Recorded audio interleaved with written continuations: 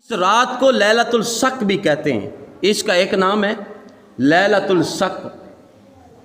جب بندہ یا تاجر جو ہے یا کسی ملک کا کوئی معاہدہ کیا جاتا ہے تو اس میں ایک وثیقہ لکھا جاتا ہے، عہد کیا جاتا ہے، رجسٹر پر عہد ہوتا ہے، وثیقہ، اسے وثیقہ کہتے ہیں۔ آپ عہد کہتے ہوں گے یا آپ کچھ اپنی زبان میں کیا کہتے ہیں، ذمہ دار لوگ آپ جانتے ہیں۔ تو فرمایا اس کو لیلۃ الشک بھی کہتے ہیں۔ اس کے تحت میں ایک واقعہ بیان کروں گا، بس بات میری ختم ہے۔ لیلۃ الشک یعنی اس رات وثیقہ، یعنی اللہ تبارک و تعالیٰ کے ہاں بندے کے اعمال کے رجسٹر رب کے ہاں پیش کیے جاتے ہیں۔ اور آقا علیہ الصلوۃ والسلام کی زوجہ محترمہ حضرت عائشہ صدیقہ طیبہ طاہرہ رضی اللہ تعالیٰ عنہا فرماتی ہیں کہ آپ فرماتی ہیں کہ میں نے آقا علیہ الصلوۃ والسلام کو شعبان معظم کے پاک مہینے سے بڑھ کے کسی اور مہینے میں، ایک رمضان شریف کے بعد شعبان معظم کے زیادہ روزے رکھتے میں نے دیکھا۔ میں نے عرض کیا یا رسول اللہ، آپ شعبان معظم کے روزے باقی مہینوں کی نسبت زیادہ رکھتے ہیں، نفلی روزے رمضان کے بعد، تو یا رسول اللہ کیوں؟ فرمایا عائشہ، اس شعبان معظم میں ایک رات ایسی ہے جسے شب برات کہتے ہیں۔ اس رات اللہ تبارک و تعالیٰ کے ہاں فرشتے بندے کے اعمال لے کے پیش کرتے ہیں، اور میں چاہتا ہوں کہ جب رب کے ہاں میرے اعمال کا رجسٹر پیش کیا جائے تو میں روزے سے ہوں، میں روزے سے ہوں۔ تو اس رات اللہ تعالیٰ کے ہاں اعمال کے رجسٹر پیش کیے جاتے ہیں۔ بغداد کی رہنے والی ایک صالحہ خاتون، اس کا ایک نوجوان بیٹا، وہ بہت ہی گناہ گار تھا اور خطائیں اس کی اتنی تھی کہ وہ گن نہیں سکتا تھا، لیکن اس کا ایک عمل تھا، توجہ کرنا، اس کی والدہ نیک اور صالحہ تھی خاتون، لیکن اس کا بیٹا گناہ گار، لیکن اس کی عادت بیٹے کی یہ تھی کہ جو بھی گناہ کرتا، توجہ میری طرف، جو بھی گناہ کرتا وہ ایک اس نے رجسٹر رکھا ہوا، اس رجسٹر میں وہ لکھ لیتا۔ بغداد معلیٰ کی رہنے والی صالحہ خاتون کا بیٹا نوجوان، اس کی عادت یہ تھی کہ ایک رجسٹر رکھا ہوتا، جب بھی کوئی گناہ کرتا یا کوئی خطا اس سے ہوتی وہ اس رجسٹر میں لکھ لیتا،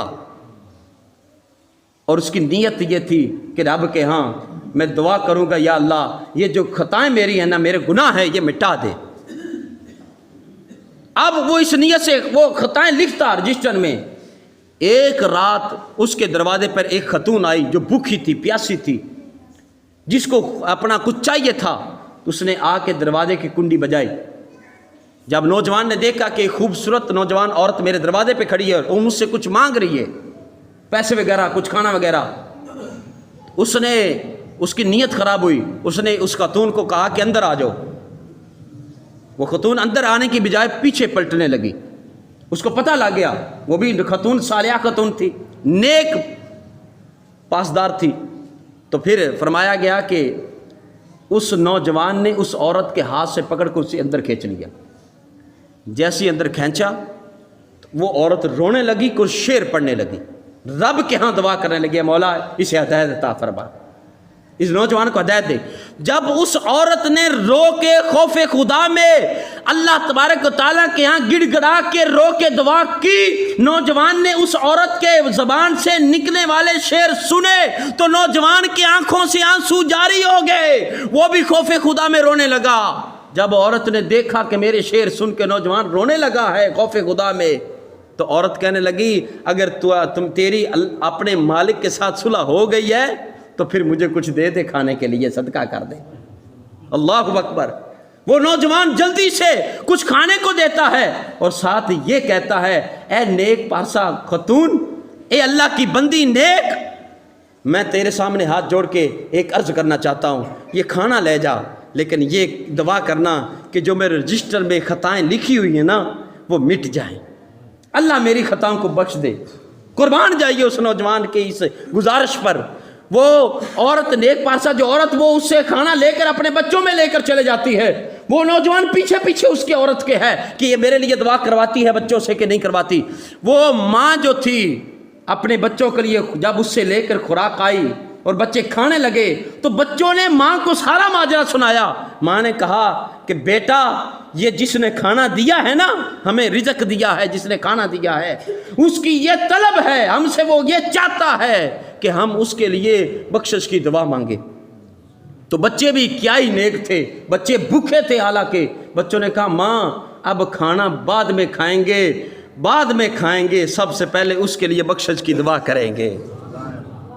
اور اتنی دیر دعا بچے کہتے ہم کریں گے جب تک رب اس کے گناہوں کو بخش نہیں دے گا۔ اب بچے دعا کرتے ہیں تو غیب سے آواز آتی ہے کہ اللہ کی بندی خوشخبری سنا دے اس نوجوان کو کہ اللہ نے اس کے گناہوں کو بخش دیا ہے۔ اب وہ بھاگتا وہ نوجوان اپنے گھر آتا ہے، اپنی ماں کو سارا واقعہ سناتا ہے۔ ماں کو جب واقعہ سنایا نا تو ماں نے فرمایا وہ رجسٹر تو دیکھ کہ جس میں تو نے اپنی خطاؤں کو نوٹ کیا تھا، درج کیا ہوا تھا۔ وہ نوجوان بھاگتا وہ اپنے رجسٹر جو رکھا ہوا تھا اس نے، جس میں وہ گناہ اپنے خطائیں تحریر کرتا تھا، جب وہ نوجوان کہتا میں نے جا کر رجسٹر دیکھا تو اس میں کوئی بھی ایسی خطا نہیں لکھی تھی، بلکہ اللہ تعالیٰ نے اس رجسٹر کو سفید کر دیا تھا۔ سارے گناہ مٹ گئے، قدرت خدا سارے رب نے گناہ مٹا دیے اس رجسٹر سے۔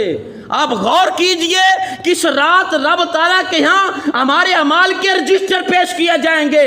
اب بندہ رب کے ہاں گڑ گڑا کے اس رات توبہ کرے، رب سے معافی مانگے، تو بتاؤ اگر اس نوجوان کے رجسٹر سے گناہ مٹ سکتے ہیں، کیا ہمارے اعمال کے گناہ جو ہمارے رجسٹر گناہوں سے بھرے پڑے ہیں، جو رب کے ہاں پیش ہوں گے، کیا رب اسے مٹا نہیں دے گا؟ بندیا تیرے آنے کی دیر ہے، تیرے آ کے جھکنے کی دیر ہے۔ میں آخری بات کر رہا ہوں۔ فرمایا کہ اس کے گناہ مٹ گئے، رجسٹر صاف ہو گیا، سفید ہو گیا، کوئی بھی اس کے اوپر لکیر تک نہ تھی۔ فوری طور اس نے وضو کیا، وضو کر کے وہ نوجوان اللہ کے ہاں سجدہ بسجود ہو جاتا ہے، سجدہ کر کے سجدے میں دعا مانگتا ہے، یا اللہ اگر تو نے بخش ہی دیا ہے تو اب میں دنیا میں اور زندگی نہیں جینا چاہتا، مجھے اسی طرح دنیا سے لے جا اور اپنے پاس بلا لے۔ فرمایا جاتا ہے ماں جب تھوڑی دیر گئی بیٹے کے پاس، دیکھا تو بیٹا دنیا سے ان کی روح پرواز کر چکی تھی۔